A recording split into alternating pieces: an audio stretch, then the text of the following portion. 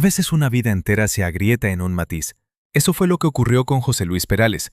No una frase explosiva, no un gesto teatral, sino una dureza mínima que alteró de pronto la música de su imagen pública. Durante décadas, su voz pareció venir de un lugar sin estridencias, de un territorio hecho de calma, distancia y pudor. Por eso resultó tan desconcertante advertir, a los 81 años, que todavía existe un hombre capaz de dejar sombra en esa superficie tan cuidada, el de Rocío Jurado. Han pasado 20 años desde su muerte, y sin embargo, hay algo en ese recuerdo que no cae, no se disuelve, no termina de volverse pacífico. Para entender por qué ese leve cambio de tono pesa tanto, primero hay que mirar con atención al hombre que lo pronunció. José Luis Perales no pertenece a la clase de celebridades que se explican por el estruendo.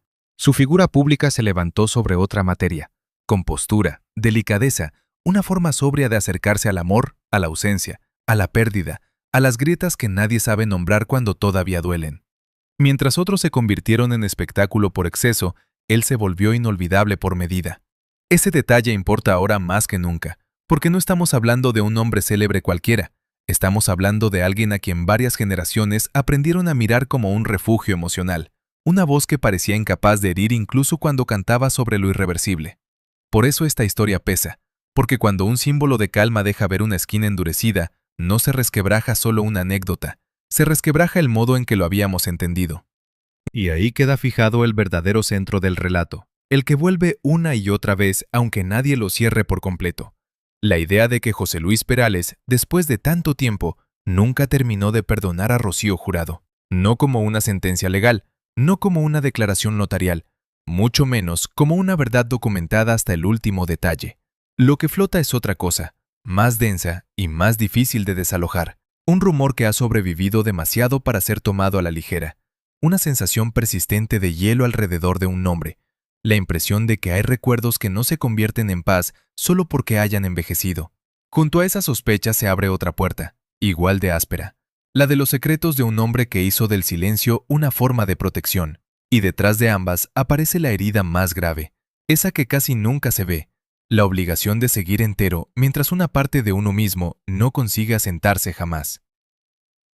Lo fácil sería exigir una causa limpia, un hecho puntual, una ofensa concreta que pudiera contarse en 2 frases y explicarlo todo. Lo fácil sería encontrar un gesto, un desencuentro, una humillación, y colocar allí la raíz de esa aspereza tardía. Pero las historias que dejan marca no suelen ser así. Casi nunca se organizan como un expediente, se parecen más a una suma de pequeñas fracturas que no encuentran reparación a tiempo y que al acumularse terminan formando una estructura.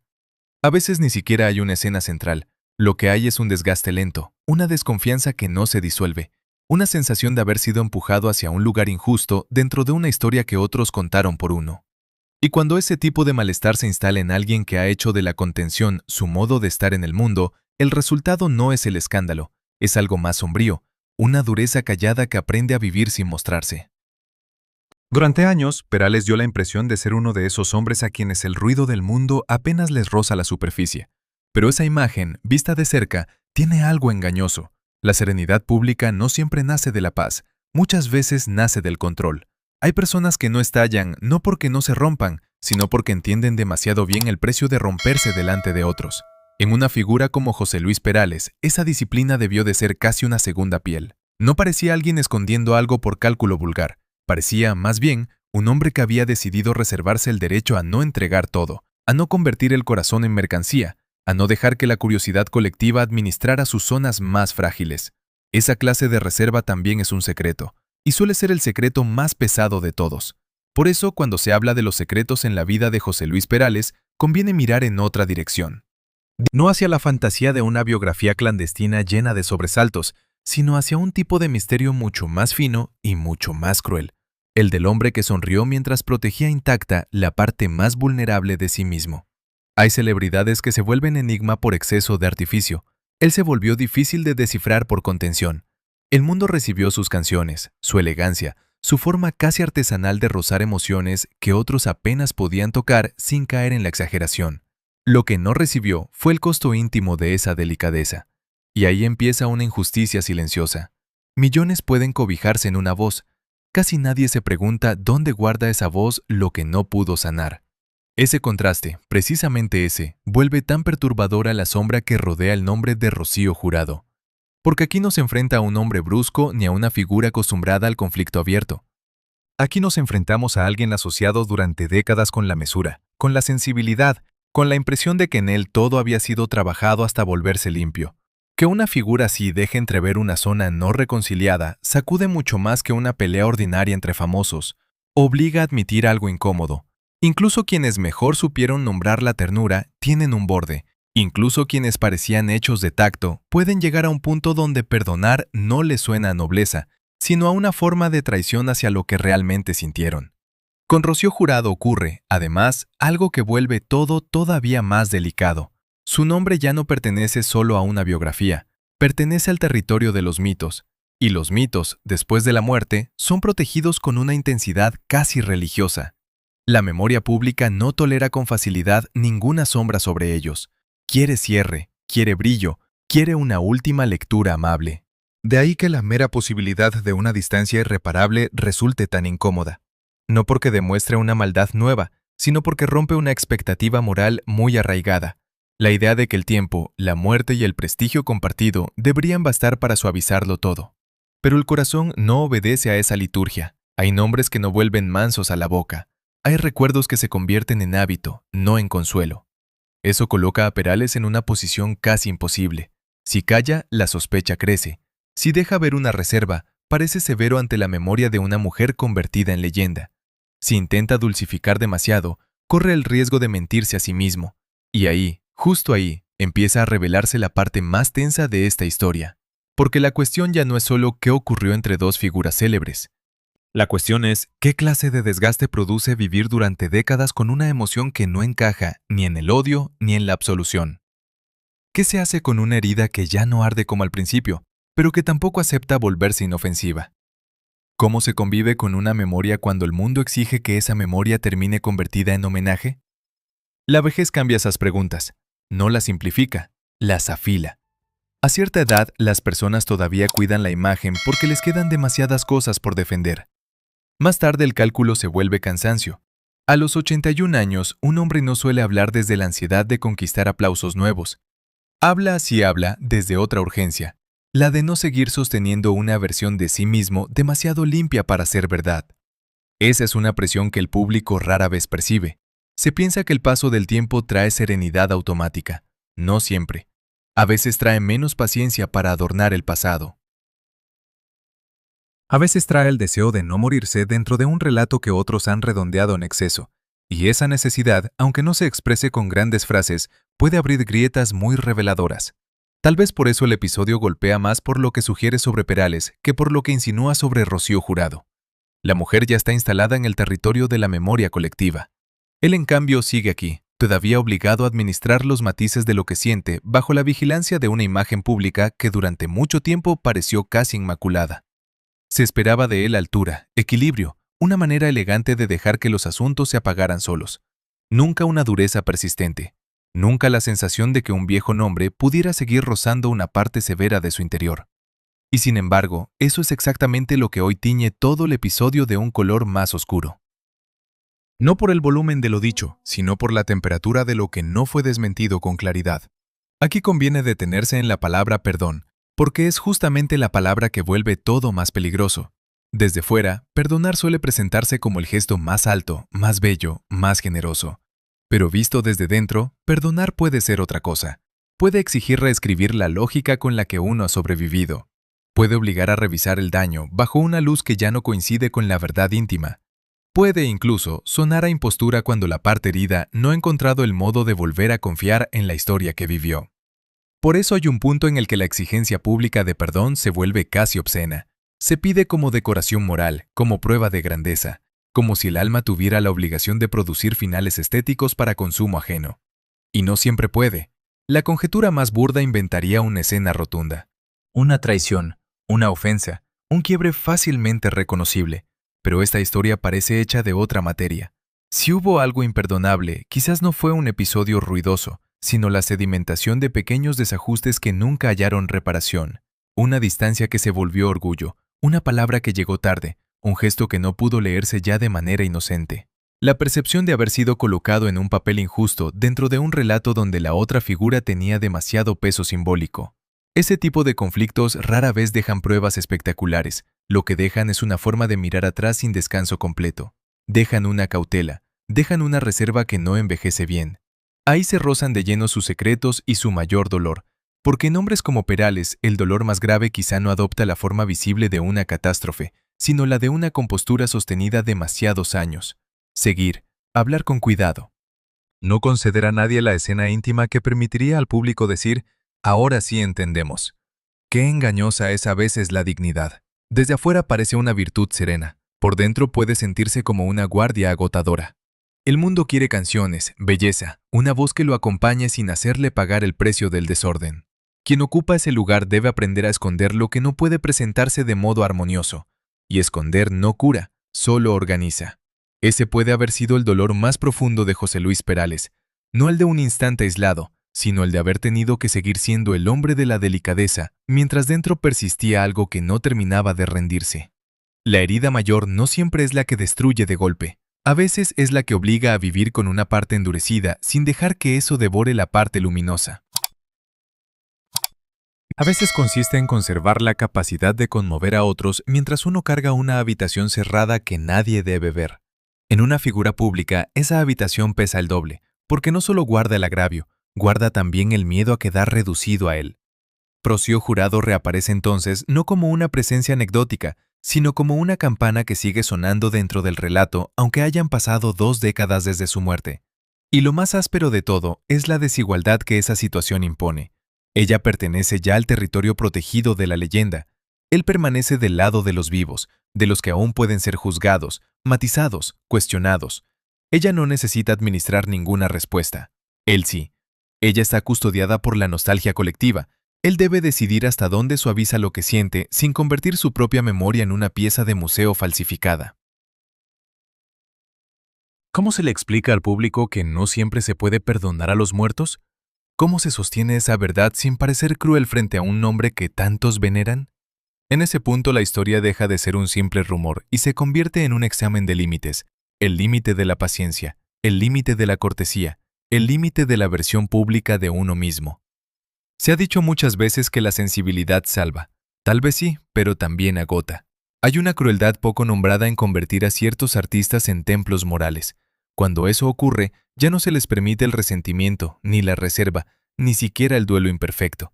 Se les exige una clausura hermosa, se les exige una última frase ordenada. Se les exige, en el fondo, que la vida termine pareciéndose al relato que otros necesitan.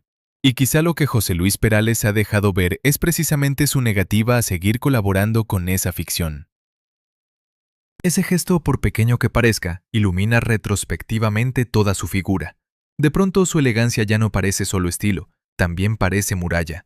Su sobriedad deja de leerse únicamente como refinamiento y empieza a mostrar otra cara, la de alguien que controló el relato porque intuía lo que sucedería si se le escapaba de las manos.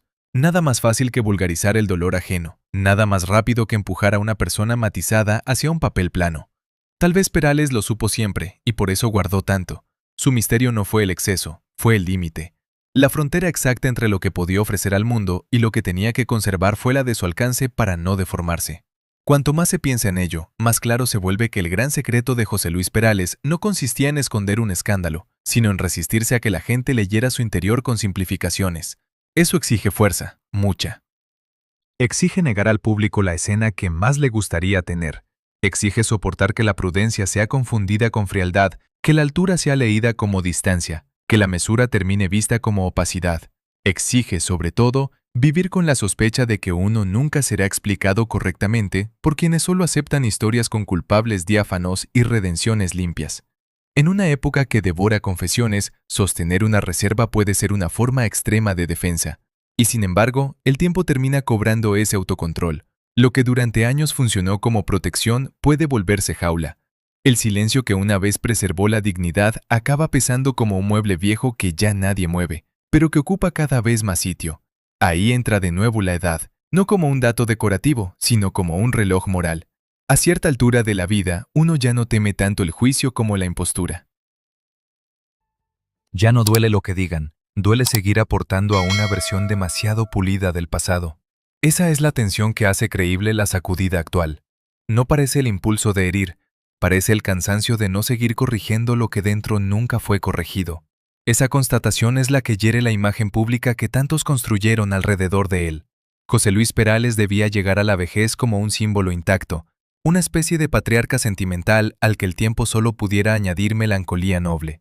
Pero los mitos se vuelven crueles cuando borran demasiado la condición humana de quienes los sostienen.